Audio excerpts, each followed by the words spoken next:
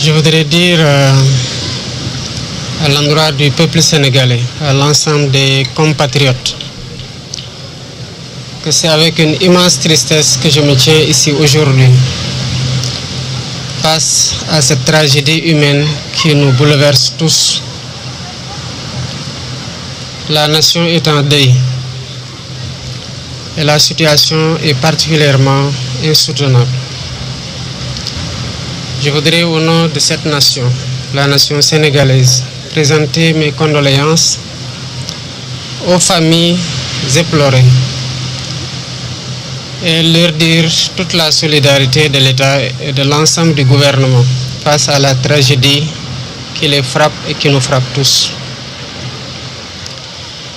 Ce qui est arrivé ici à Mbour, qui est arrivé quelque peu partout sur les côtes du Sénégal, est le fait des filières de migration qui sont, il faut le dire, dans le trafic d'êtres humains,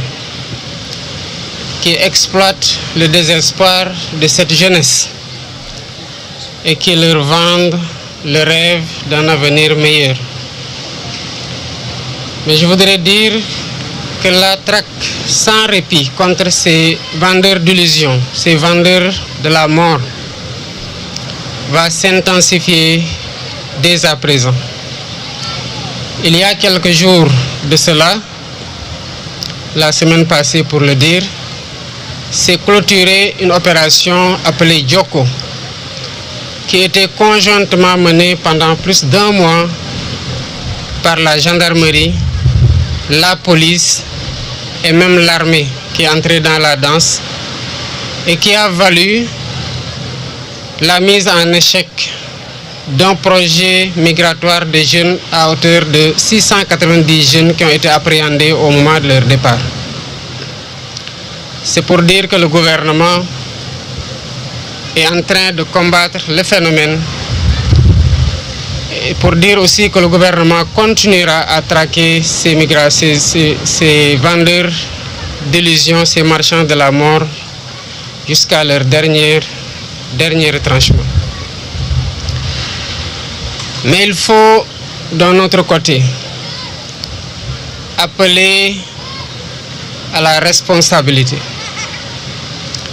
Dire à ces jeunes que les pays dans lesquels ils s'en vont, ce sont des pays qui ont été construits par des êtres humains, par des citoyens qui ont cru qu'au changement dans leur propre pays et qui ont réussi à faire de ce pays ce qui les y attire au risque de la mort. Il nous appartient ici, tous, hommes et femmes, jeunes et adultes, gouvernants et citoyens, de nous mettre autour d'un projet de construction de ce pays et de croire à l'espoir, de croire à la possibilité de changer par nous-mêmes et pour nous-mêmes le visage de notre pays. Le gouvernement travaille d'arrache-pied à mettre en œuvre des politiques publiques adéquates pour donner du travail aux jeunes ici au Sénégal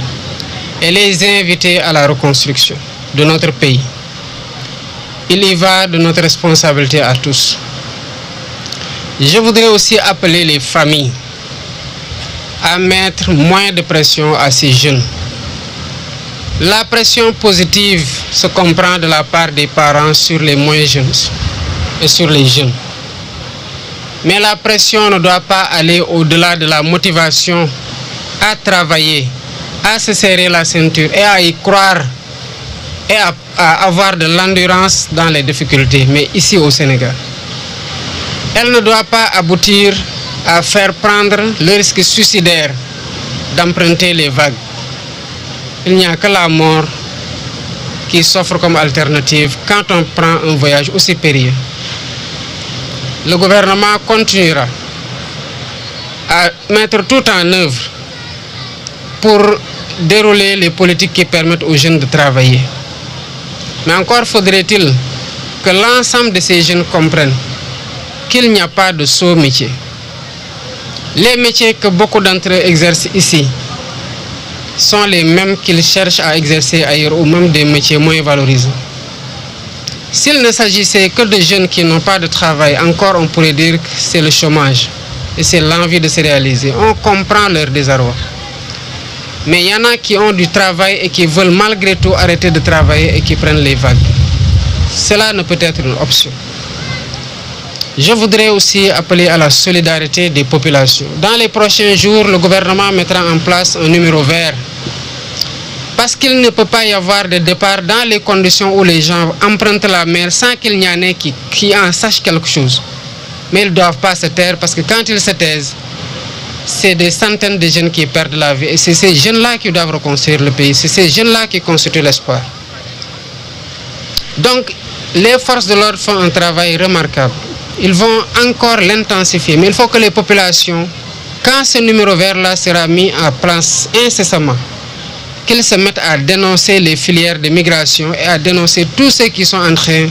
de convoyer des jeunes vers les vagues de la mort. À défaut,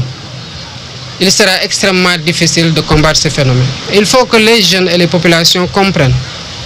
que la situation qui a fait prendre la mer à ces jeunes pendant des années ne peut être résolue du jour au lendemain. Il faut du temps pour que les solutions qui sont mises en place opèrent et que les conséquences positives se fassent ressentir. Entre-temps, il nous faut prendre notre destin en main en tant que Sénégalais ici au Sénégal et ne pas fuir les difficultés et les défis qui s'imposent au peuple sénégalais, jeunes, vieux, hommes et femmes qui doivent relever ces défis-là. Voilà ce que je voulais dire en présentant à nouveau toute ma compassion et la solidarité du gouvernement à l'ensemble du peuple sénégalais, mais aussi à l'ensemble des familles éplorées dans cette tragédie. maa ngi taxaw fii ci Mbour ci plage bi ak tiis ak naqar gu mag gu amul fu ñu ko mën a xayma li xew fii musiba la te musiba mënu ko weesu ndax bu ñu waxee ne am na gaal gu am lu mat juróom-ñett fukki nit ñu génnee ci ñeent kese ñoo xamante ne ñu ngi dund boobu ba tey ñu ropp ci lu mat fanweer ak juróom-ñaar ñeneen ñi gisuñu ko jéeye ci réew musiba mënul weesu loolu ñii def lii nag di jël ndaw ñi ci seen naqar ak seen ñàkk liggéey gu ñu nekkee ñenn ñi sax am fi liggéey waaye ñu di leen gëmloo ne feneen moo gën ba tax ñuy jël alal guñ ciy dàq rek tax ñu jël ndaw ñooñu di leen yóbbu ci di leen yóbbu ci géej gi pour yóbbu leen Espagne wala feneen ñooñu gouvernement bi dina ko jëflanteeg ñoom ba mu mat sëkk te dinañ taral daan yi te dinañ leen rëbb ba fépp fu ñu mënte nag ñu fekk leen fa ndax lii mënta wéy kon li xew metti na ci njaboot gi ñàkk seeni njaboot waaye seeni doom waaye metti na tamit ci askanu Sénégal yépp ndax lii di xew ndaw ñi di mbabb ñoom ñëpp di dem bitim réew yooyu ñu dem il faut que ñu xam ne que ay malaaka tabaxuñ ko ay jinne tabaxuñ ko ay doomu aadama yi nekkoon ci jafe-jafe gëm na seen réew dafa waroon soppeeku ñu toog di ko liggéey rek ko liggéey ba mu mel noonu ba ñoom ñu bëgg faa dem ci condition yi ñu fa bëgg a demee. Gouvernement bi yàggul dara boole na gendarmerie ak police armée sax boole nañ ko ci lu ëpp weer ñu ngi doon dàqante di patrouiller ci plage ba tere nañu lu mat juróom benn téeméer rek juróom-ñeent fukk ñoo xamante ne dañu doon waaj dem ñu téye leen kon gannaaw solution yooyu ngi ñuy ut pour tere nit ñi dem ñu ngi tamit uti pexe pour jox ndaw ñi liggéey waaye dëgg gi tamit mooy du ñuy dem ñëpp amul liggéey am na ñoo xamante ne am na ci luñ jàpp waaye xëy na dañoo bëgg lu gën a bari ba tax ñuy jël risque yi ñu bëggoon leen wax ne àdduna dara xëyul sotti te njaboot yi nga xamante ne ñooy teg pression seeni doom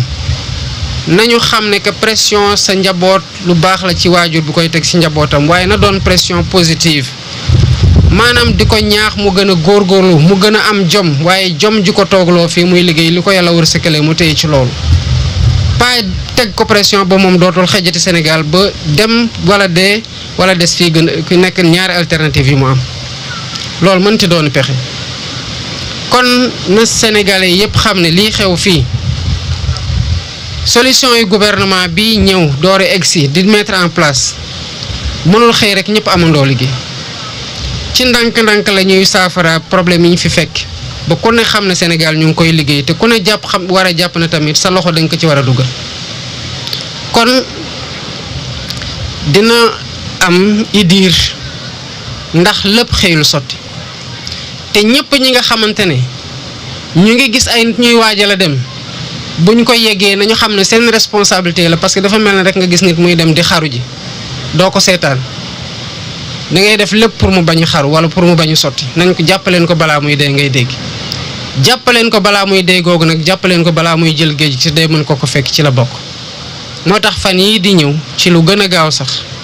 gouvernement bi dina teg numéro vert maanaam fenn foo xamante ne ku fa nekk mën na faa woote te bu ko jaree sax dinañ ci teg ay neexal pour ñi nga xamante ne ñooy yoole ñi bëgg a dem dinañ sowee bakkan waaye dinañ am tamit ni ñu leen neexalee ndax ñu mën a xam ne lii ñu nekkee di ko xeex gouvernement bi kese doyu ci ndax gouvernement bi mënul nekk ci plage bu ne waaye ku ne ci plage yor fa sa téléphone gis ay nit ñu dem xamal ne jéego toll nii war na ci mën a am kon sa responsabilité en tant que jullit mooy ku gëm nga war a mën a tere nit ñi jël risque bu toll nii lu xew nii ñu ne 80 personnes ñoo ci nekkoon te 4 rek ñoo ci rescapé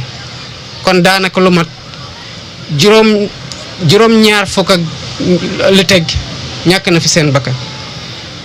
te lii bu muy xew ba tey 2007 ba tey ba 2024 bii ñu nekk nii léegi mu ëpp ñaar fukki at ñi ci ñàkk seen bakkan bëri na lool te ay ndaw la ñu ñoom ñoo war a tabax réew mi kon responsabilité collective bi ak solidarité bi entre ci biir Sénégalais yi na ko ñëpp na ku ne jàpp na responsabilité boobu nu mu gàlloo ci loosu gouvernement bi noonu la gàlloo ci sa loos te nga jouer sa partition loolu mooy tax en attendant que solution yi ñuy mettre en œuvre maanaam pexe yi ñuy nas wane résultat yi ñuy xaar ku ci ne nekk un sentinelle par rapport ak migration yii di xew kon lii moo nekkoon li nga xamante ne bëgg naa ko fi jukki ci ay kaddu te delluwaat masawu njaboot gi yëpp ñu ñàkk seen doom masawu askanu Sénégal waaye di wax ndaw ñi nañu gën a takk seen ndigg boole koog muñ te ñu booloo liggéey réew mi ñu xam ne bu yàgg balaa muy yàgg incha allah dañu commencé gis résultat yi nga xamante ne ñoom lañ diglanteeg ñoom waaye réew mi kenn du jóge bitim réew di ñu ko tabaxal